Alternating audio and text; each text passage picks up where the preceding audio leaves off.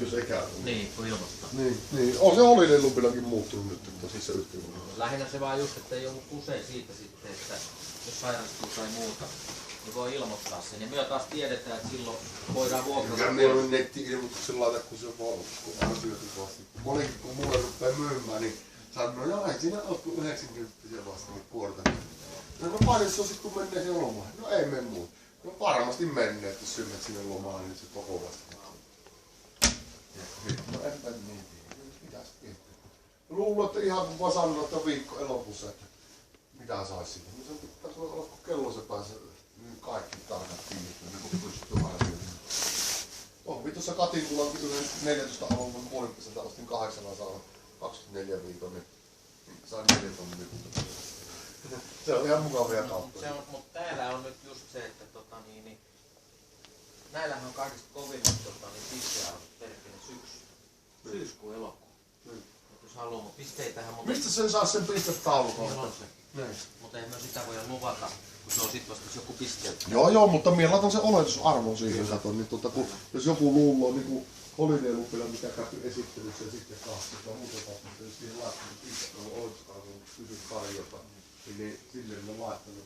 Sitten niin saattaa kun siihen pistehommaan, pikku noin pisteitä. Tuolla sanoo, että ei mitään muuta kuin Holiday Lupilla mitä pisteitä. Tämä on hyvä, kun tästä siis saa sen vaihtoarvon, kun se on tämä testi 2. Ja sitten viikkopuolella. Niin. Sitten sä oot Espanjassa 2,5 viikkoa kevyesti. Niin. Niin siihen minä aina suosittu, kun minkin lomalaukan kautta otan sen pisteen, kun se maksaa 5 tonnia plus vero. 35 000 pistettä. En tiedä. Sen aikaa vissiin vähän olla. Myytit ainakin loppuun.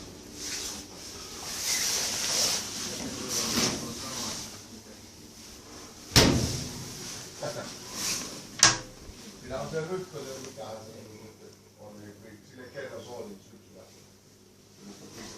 Mutta siitä mitä Espanjassa on se selvästi, että minä saattaa pisteitä. Sitten sanoi, että se on siitä. Hän soittaa 10 minuutin päästä. Eikä jos se ykkönen soittanut, se piti niitä pitää ennen vaihdosta, kun muutama viikko ja niitäkin viikkoja antaa, että milloin tänne jälleen viikkoja. Se varmaan jättäisi varmaan puolen miljoonaa kamaa. Eikä siitä. Ei, kun ykkönen